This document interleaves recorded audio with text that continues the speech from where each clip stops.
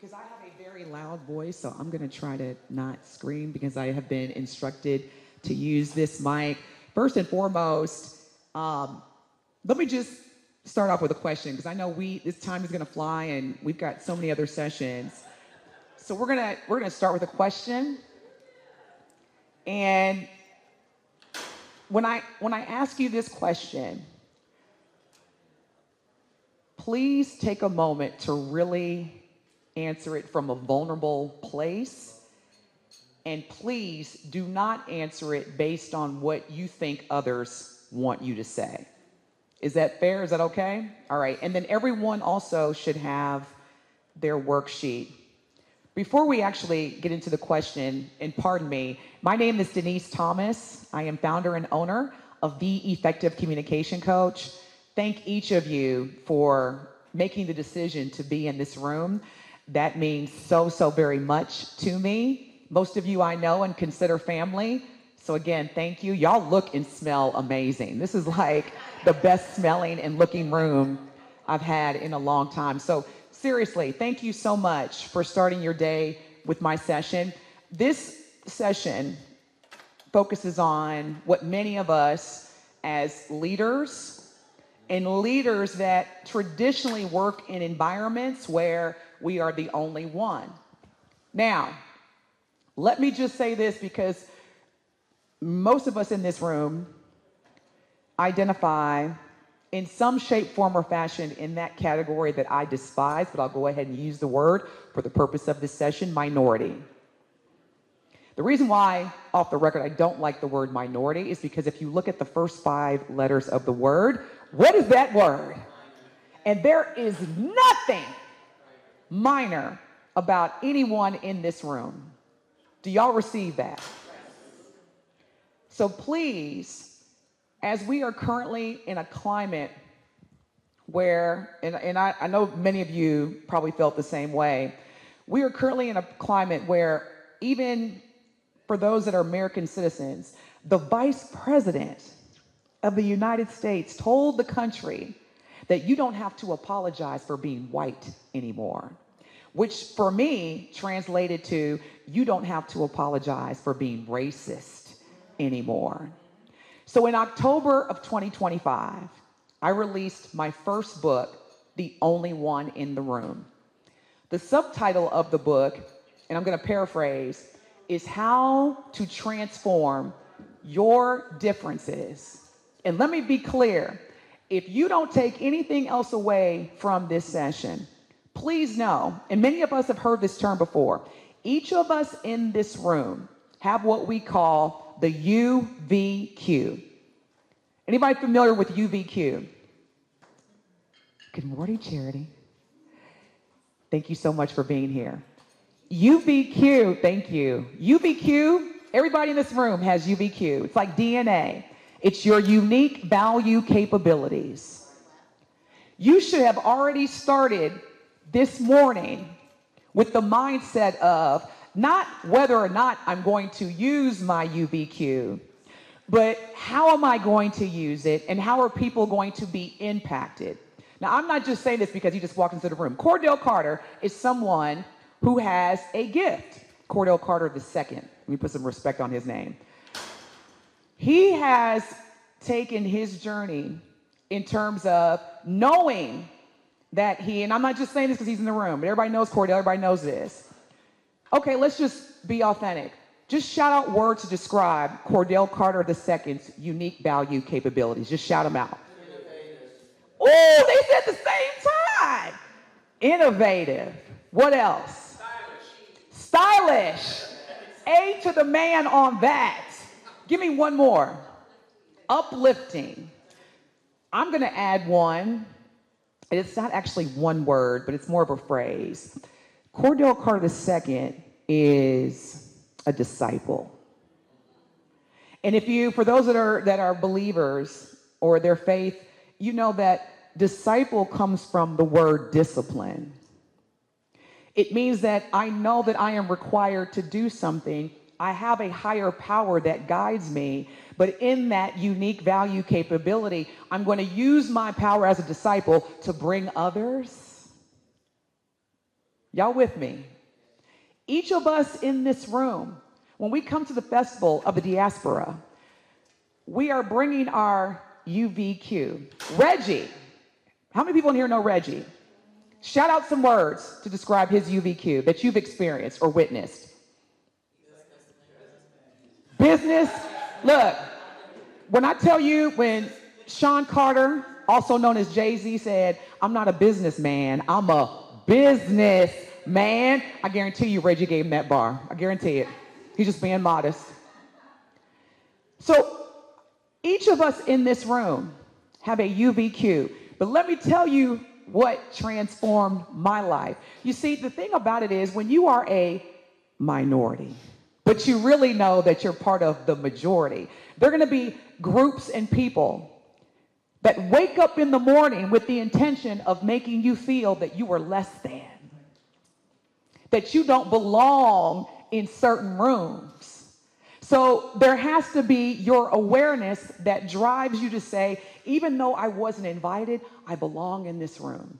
And when I enter this room, I know exactly what unique value capabilities that need to be displayed.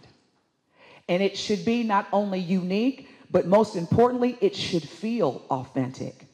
You see, the power of manipulation. When people see your unique value capability, they're going to do one of two things. They're either going to embrace it or they're going to reject it.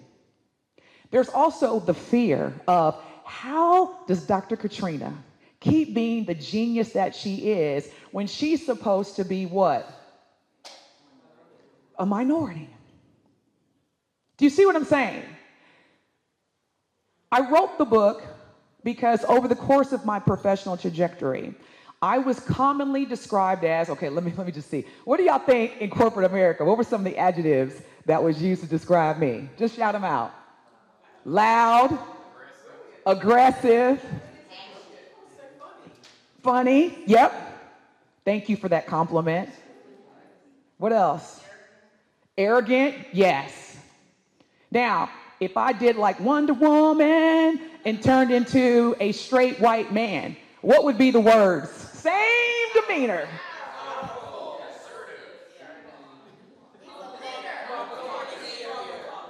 Do you see what I'm saying? Now, this is going to sting a little bit when I say this. Many of us in this room have allowed society to convince us that our gifts, that our unique value capabilities are disruptive, when they are actually the very thing that keeps this place called Earth functioning. So I want to ask you, did that answer the question in terms of who I am? I want to make sure everybody knows who I am. Okay, so again, I'm founder and owner of the Effective Communication Coach. I am a leadership strategist and obviously a communication coach. Let me be clear, I don't work with people who aren't doing well.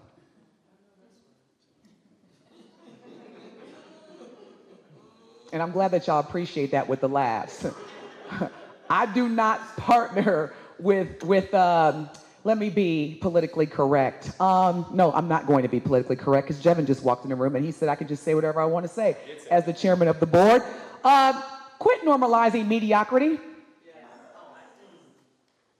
Please stop.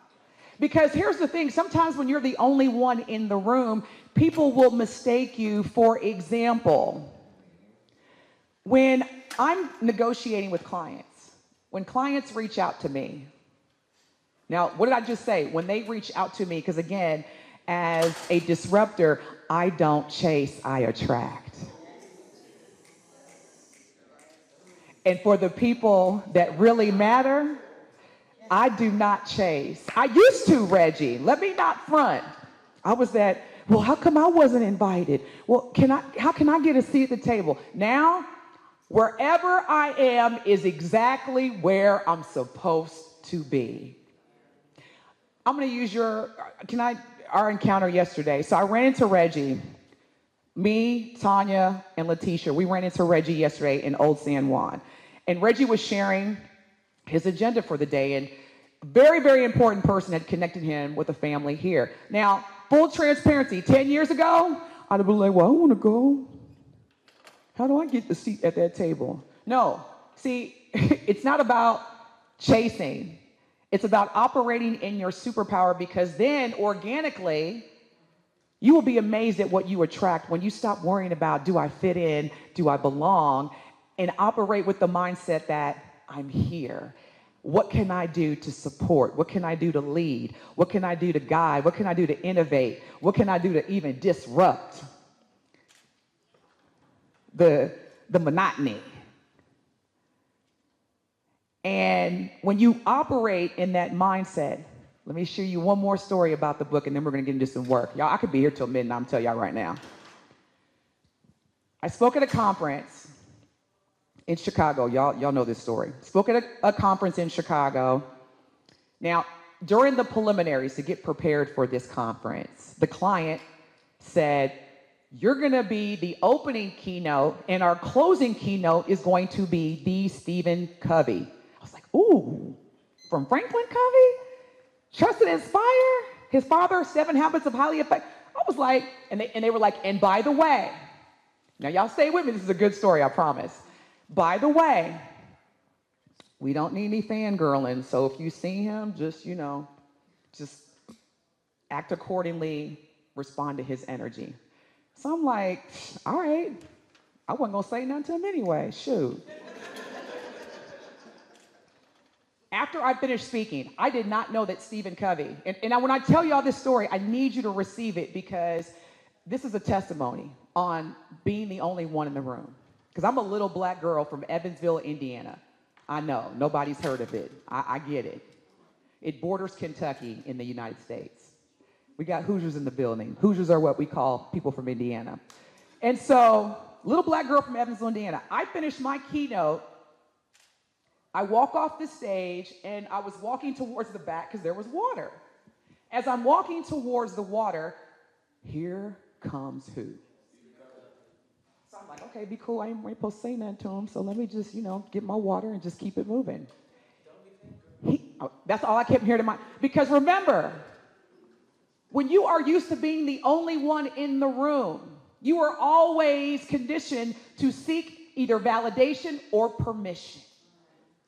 Do y'all hear what I'm saying? So in that moment, what's in my head? Don't fangirl, be cool. I'm Stephen Covey. Reggie's me. Who are you?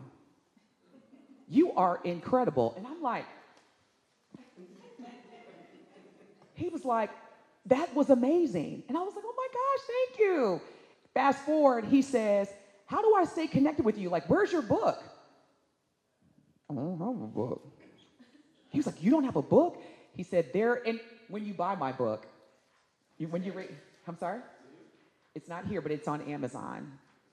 And it's on my website. Look at Reggie. As a businessman, he's going to really get in me after this. He's going to get on me about not having my book. He's so disappointed. And I love that about him. We need accountability partners. And so he said, I tell you what, Denise, not Reggie, Stephen Covey. Stay with me, y'all. He said, I tell you what, I'm going to connect you with my publisher. If you write a book, I'll write the foreword. And I'm like, say what? And if anybody knows me or has worked with me, y'all know that I'm very diligent. I'm not playing games, let's go. Fast forward, in October, I released my first book, The Only One in the Room, foreword written by Stephen M.R. Covey. Thank you so much, thank you. And that's what we're here to talk about, but I had to share that story with you because some of us in this room, we don't even know. Y'all are about to have a year that's gonna blow your mind. Do you feel what I'm saying? You are about to have a year that is going to blow your mind. However, there's an asterisk. And what do you think that asterisk is? As long as you don't what? Somebody said, fuck up. No. There's no fuck uppers in this room. We're all geniuses. In addition to not fucking up, what else? As long as you don't talk yourself out of it. Which we all know, as traditional humans that have been categorized in a group of minorities and less than. That is exactly what always prevents us, is our mindset. Do you know what I said this morning when I woke up?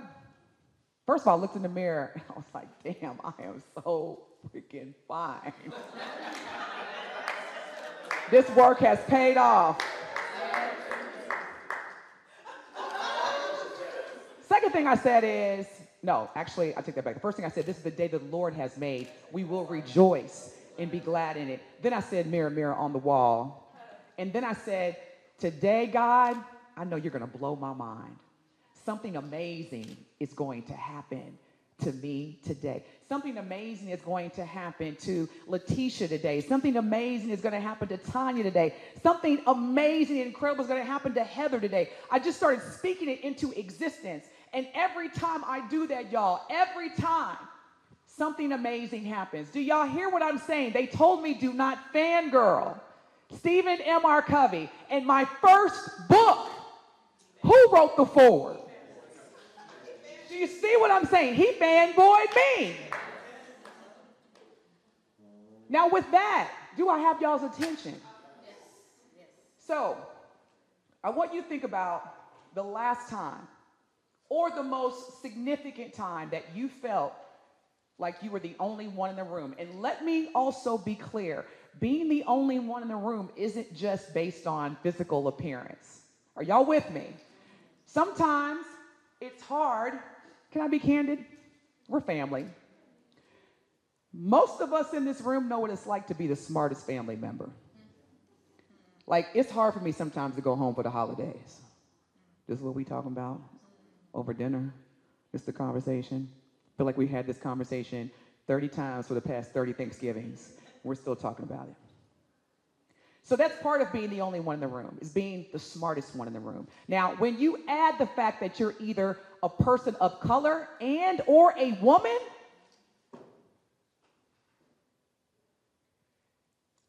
when is the last time or the most significant time where you felt like you were the only one in the room? I just want you to think about that for the next 30 seconds.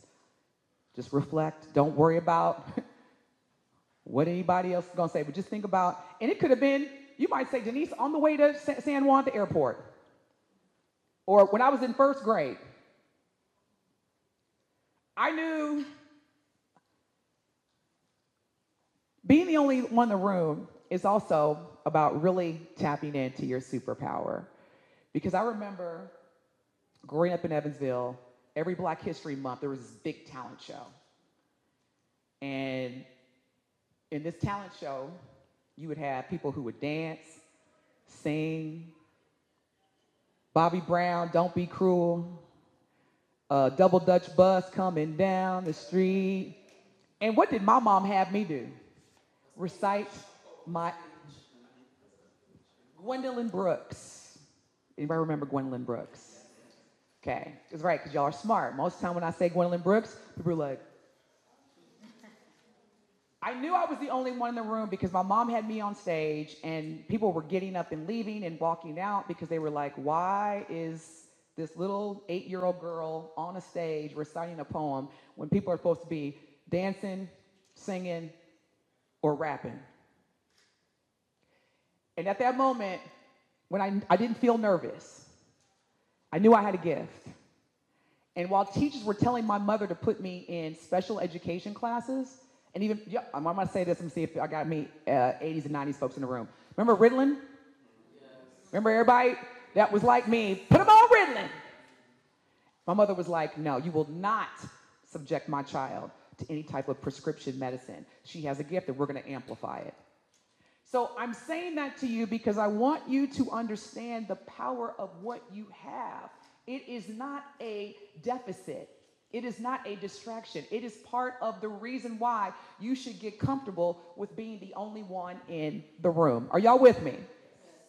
Whether you are the only woman, whether you are the only Black or brown leader, whether you are the only person from your country, whether you are the only person from your region, get comfortable with being the only one in the room. And so for many of us across the diaspora, that experience is not unusual. In fact, it is our reality. By show of hands, do you feel more like you're the only one in the room than not? And so, how about this? What if the very thing that makes you feel different is actually the thing that makes your voice essential? Don't you wish somebody would have said that to you when you was like 5, 6, or 7 years old? 'Cause that's what my mother did for me. God bless her. She was like, no, no, no. What if the thing that the teachers criticize you about and judge you about and try to hold you back from progressing upward, what if that's the actual superpower that you have that could change this world for the better? That's what I'm asking and challenging each of you to get comfortable with. 2 people in this room have pink hair, don't care.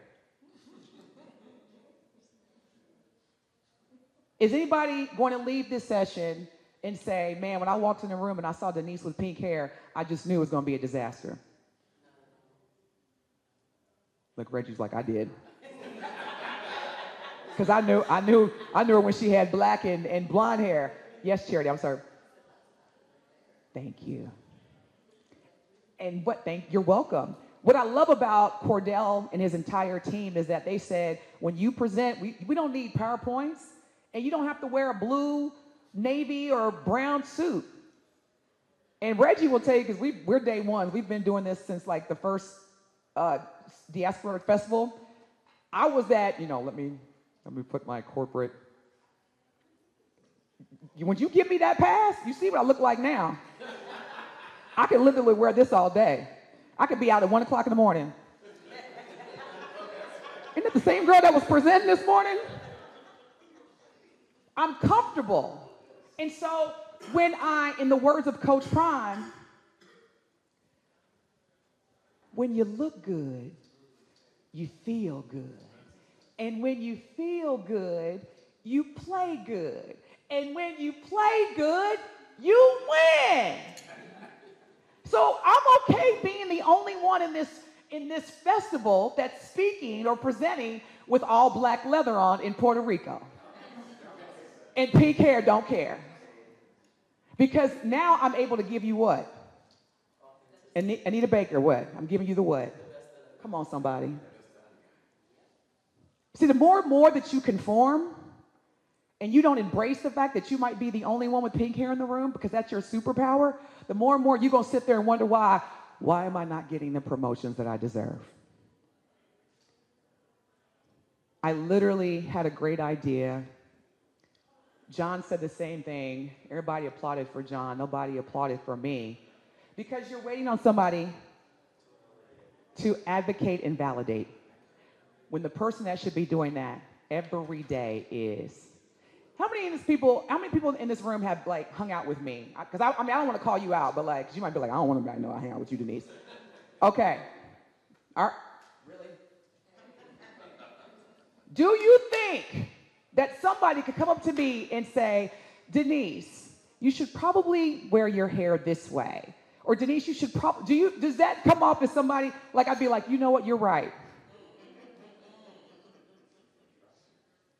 I spoke at a conference 2 weeks ago, and myself and the audio and video team, these 2 incredible people here, we're doing a dry run, a rehearsal, and somebody else in the room, don't know her at all. I know she's a dermatologist, and I'm a what? What is my career? I'm a speaker. She's a dermatologist. I'm a speaker. She's a dermatologist. I'm a speaker. I'm literally talking to the AB team. She was like, well, Denise, maybe if you... I said, I don't come to your clinic and tell you what to do with your patients. So please don't come to my clinic and tell me what to do with mine. That's also part of being the only one in the room. You have to know who you are. So, again, is the actual thing that makes you feel different. And I want you to just answer this question in your head. If you want to share it, please do. Is the thing that everybody has told you that makes you different, is it actually essential, and are you using it? Is that a yes? Okay, can you share? everyone. Well, the fact that growing up, I'm not going to say the years, but anyway, it was not common for girls to do math. And so when people find out that because I used to be in education, well, I'm still in education, but I used to be a teacher, that I didn't just have a teaching degree, but I also had a math degree, the look like, you're not supposed to have a math degree. 1, you're a woman. 2, you're black. And 3, you grew up in the 60s, 70s, 80s. We ain't gonna keep going. But in any case, the fact that I have a math degree as a black woman is, you're not supposed to be there. That's not who you are. So how did you turn that into your superpower? I educate people on that. Do you see that? Why? What made you choose to not follow what everybody else was telling you, but follow your gut and say, you know what, I'm doing this anyway? What drove that? It was in my heart. It was just a part of who I am. And that's what I want to do. I call my superpower is building confidence. So I like to build confidence in math. You hear people say, I'm not good at math. I don't do math. Oh, you can, and we're going to show you how you can. I love it. I love it. Thank you for sharing. Thank you for sharing that. Is everybody, seriously, before we move on, because this is going to be important throughout today, when you are meeting other incredible thought leaders across the diaspora, you're going to meet people across borders, across different countries. And the fact that we are now sharing the same space, we got to be real, complete, and comfortable with not only what our unique value capability is and what our superpower is, but who at this festival can benefit. Not to keep picking on Reggie. He said something to me yesterday that I have not been able to get out of my head. And to paraphrase, well, this is how it translated to me. When are you going to stop expecting you from others? When are you going to start realizing that people are treating you how they feel about you? And that nobody owes you anything. And the moment that you stop expecting people to give you something just because you're a nice person, and start or activate building, creating, innovating with others who share those same type of ideas and values, like Dr. Katrina, that's where the power amplifies. Are y'all with me? So please do not today go to, 2 more sessions, go to Old San Juan, go to the beach, go to the pool, come back here, network, have happy hour, and go out and party without knowing that today you shared your superpower with someone. Or you at least introduced your superpower to someone and said, I'm going to hold myself accountable to connecting with you within the next 3 days. Because another thing we don't do well, we will be here, we are the world. We are the children. And then get back on that plane. All I do is win, win, win, no matter. What happened to we are the world? That's what Reggie poured into me yesterday. And I'm like, okay, I get it. Let's do it. Because what amazes me about being the only one in the room, when you're the only one in the room and you connect with other people who identify as being the only one in the room, because see, we're a rare group. I'm not mad that there's not 700 people here. Are y'all with me? There's a reason why we're here. Others couldn't make it for reasons unbeknownst to me. I trust we're valid. But there's a reason why the whole world is afraid to travel, but we're here. There's a reason why people were telling us that it wasn't safe to travel and we shouldn't come. But where are we? That right there is fuel. There's a reason why we are here. There's a reason why it's not as many people as the previous festivals, because that means that, like in the words of Sean Carter, less is more. There's only 3 of us, that's good. Y'all with me? If there's only 3 of us, then think about if we just take 3 of those fists and put them together and figure out a plan so that we come back next year and there's 700 people. I love it when somebody finishes my sentences. It's so validating, like so validating. And that's what I love about us, because many of us in this room, we're here because we want to learn, we want to grow, but most importantly, we want to leave here with impact, measurable impact. I'm going to say this to you. For some reason, the Spirit is telling me to tell somebody in this room they need to hear this.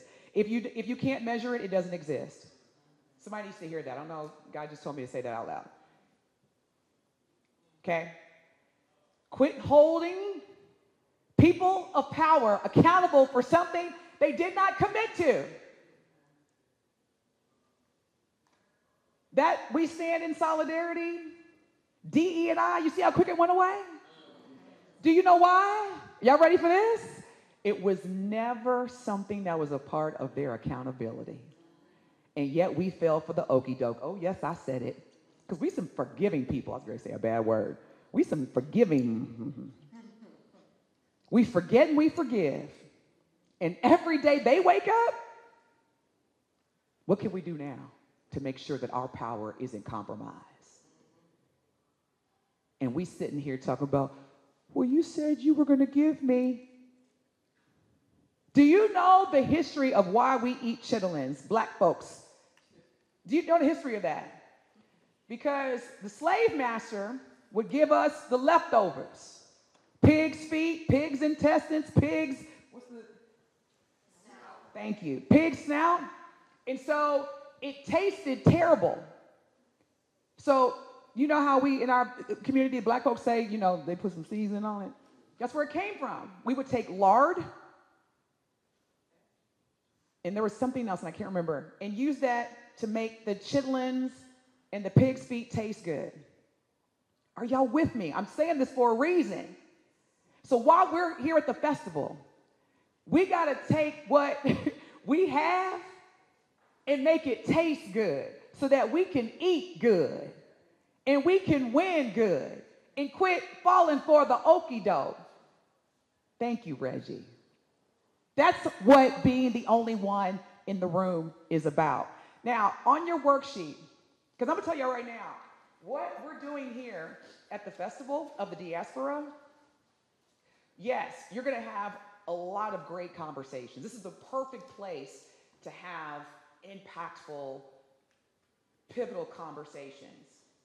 But it won't mean anything unless we are holding ourselves accountable and we are measuring the impact across borders, across countries, and across our communities. Are y'all with me? That is the only way. That is the only way that we're going to truly make a difference. So,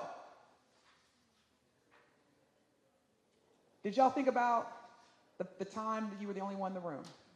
Okay. So I'm going to ask some questions. I'm asking that you use your worksheet to write it down. And then I'm going to ask maybe 1 or 2 people, because we got about 25 minutes left, to share. Question number 1. And again, I'm not going to ask anybody randomly, but I will ask that you consider sharing. Because part of being the only one in the room is also knowing that others know what it's like to be the only one in the room. So, with that, question number 1. Actually, you know what? We're going to do it. We're going to do it better than this. And this is going to be where I need people to kind of just get ready to move. So, Dr. Katrina, if you don't mind moving over here, this is going to be a group. We're going to have a discussion, a group discussion. Thank you so much. Do y'all mind moving in this row so we can have a group discussion? Thank you so much. Let's see. So if you in the beautiful yellow, and that yellow is amazing on you, if you could move up here and we'll have a foursome right here, and then this will be a group right here, okay? Now, what I'm going to ask each of you to do is, for each of these questions, please, y'all, take about 30 to 40 seconds.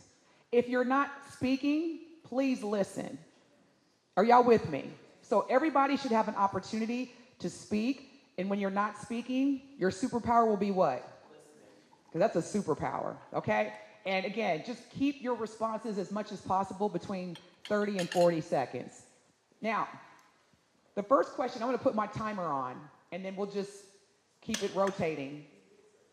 So when I say switch, it'll be the same question, but time for someone else to answer. Is that cool? Yes. Everybody understand? All right. First question. What made you feel different in that moment? So when I ask you to think about a time when you were the only one in the room, and they may not be on the worksheet, but you can, if they're not, they should be, but if not, it is good. What page is that? The first one. Thank you. That's what I thought. Okay. So, what made you feel different in that moment?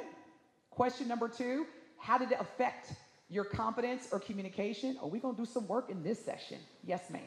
Yes, yes, yes. And what strength did you discover about yourself? Those are the 3 questions. Start with any person. I'm going to set the timer for 40 seconds. When I say switch, the next person will speak. And again, if you're not speaking, you're what?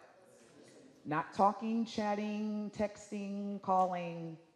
The power of listening. Because here's the thing I also want to just remind you for the rest of the day. Listening is very powerful.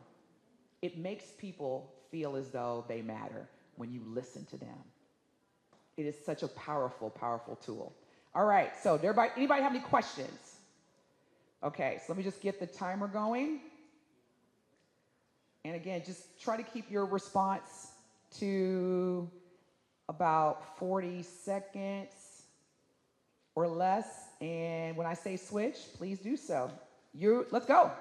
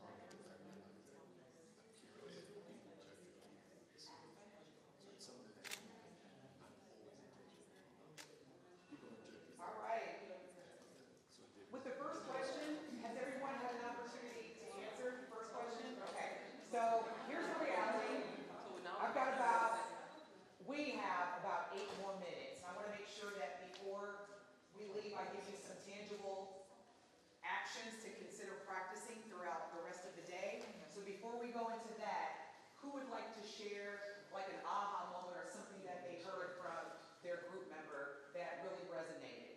Yes. So, hi everybody, Letitia from Chicago. So, I just shared that I'm an administrator, but at my job for the last 6 months, they asked me to be an EPIC trainer for doctors. I don't have a clinical background, so that was very difficult for me. And I felt like no child left behind, and I actually would say it a couple times as a joke. But then when I figured my way out of a paper bag, I realized my biggest strength in that moment was adaptability. Anybody else want to share from a different group? Yes, thank you, Sandra.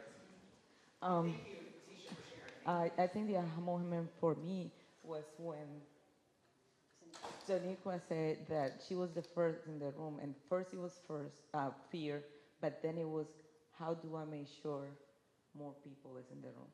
And I think, because for me, I am always like, oh my God, what am I doing? But to think that, what am I doing so that more people like me is here, I think is very powerful. Okay, what is your name one more time? Taniqua. Okay, thank you. Let me just share with you the power of what Taniqua did. When you are a true leader that embraces difference, that should be the first question that pops in your head. When you go into a room, especially if it's a boardroom where decisions are being made, who's missing? Who's not in this room that needs to be in this room? Because part of being the only one in the room, you are obligated to make sure that there is proper representation. That is a true leader. If y'all don't, raise your hand again. If y'all don't know her, y'all need to get to know her, because that is literally part of the most crucial aspect of the diaspora. And that is to make sure that you are inviting people that should be in the room when you walk in the room and there's only one. Are y'all with me? Yes. Because that's one thing. We have to create intentional space for diverse perspectives. And another thing, since we got different Black folks in the room, I got to say this, because Americans, we are terrible at this. We sometimes forget that we aren't the only Black people in the world. Are y'all with me? So being here in the diaspora, the Festival of the Diaspora, this is a perfect opportunity to recognize who's in the room, who's not, whose perspective do I need to gain from, etc. Are y'all with me on that? So 3 leadership actions I'm going to challenge you with for the rest of the day when you leave here today. Actually, before you buy my book when you get back in your hotel room. I would have loved to buy it today. Whoa. Accountability. I can't get mad. Oh, he's that friend, and I can't get mad. So yes, please order my book. Give me some grace, y'all. I'm a Black woman. We had a rough year. We've had a rough life. So recognize, as leaders, you must recognize who is in the room and who is not in the room. Okay, that's number 1. Number 2, invite. So here at the Festival of the Diaspora, we are creating intentional spaces to embrace differences. When you leave here, you should be doing the same thing at your respective location. That's what Reggie did yesterday. He's creating intentional spaces so that leaders like us that come from being the only one in the room have a platform to build innovation. Also, after you recognize and invite, amplify. Amplify. I feel like Cuba Gooding Jr. in the Oscars. I'll take as long as I want. Don't turn my music on.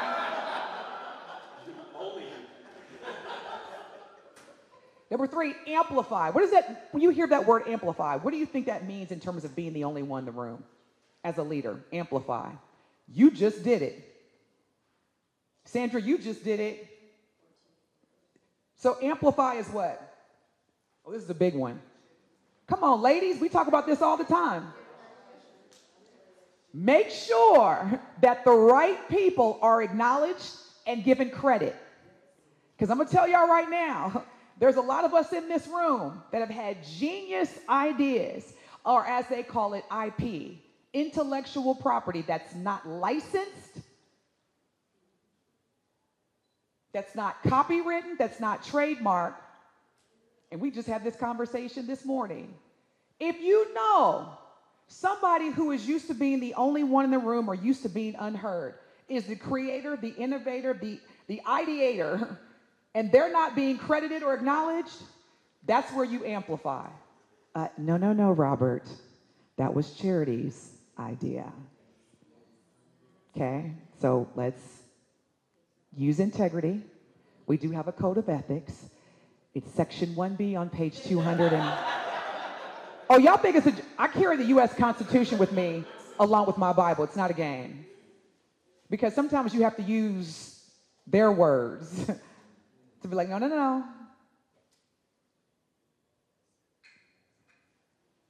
Go get your U.S. Constitution if you're an American, or whatever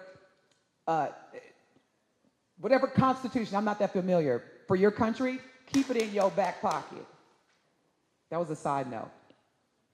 So, after Amplify, ask yourself, throughout today and tomorrow, am I returning back to my home or respective location with the critical awareness of what I need to do next?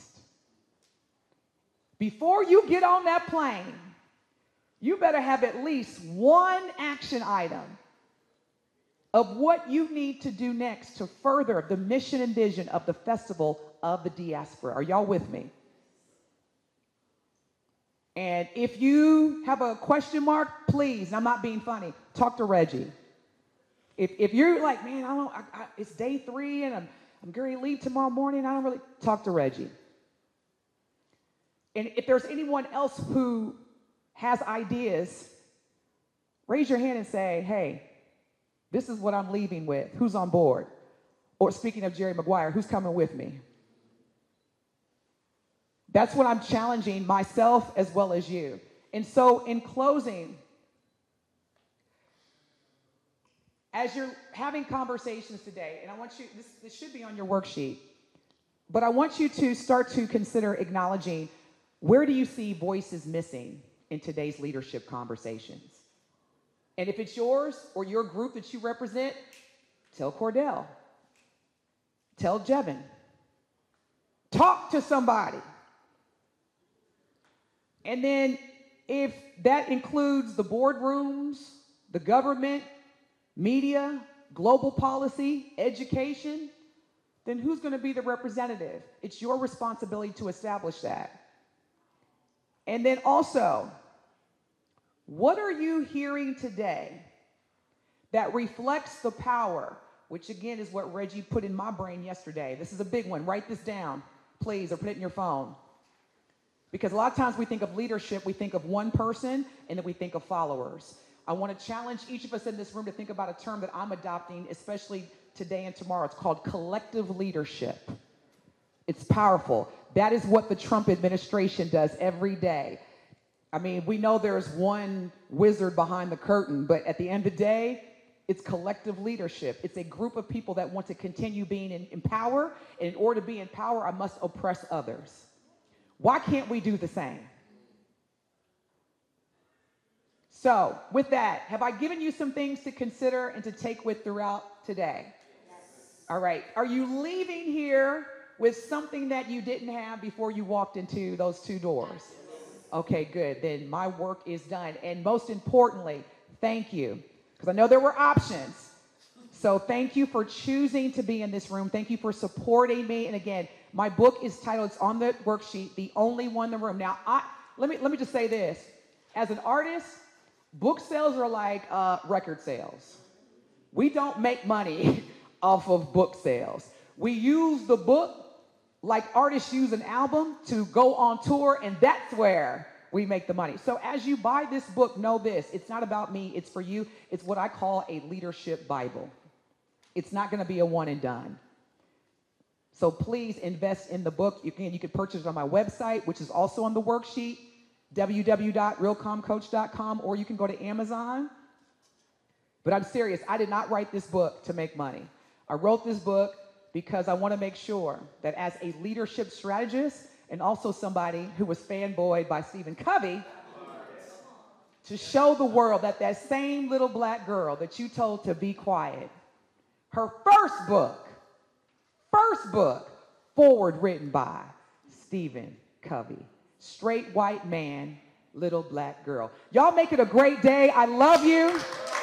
Keep being the only one in the room. We need you. And I'm here all day today, tomorrow. Thank y'all so much. I look forward to collectively leading with each of you. Make it a great day. Thank you again.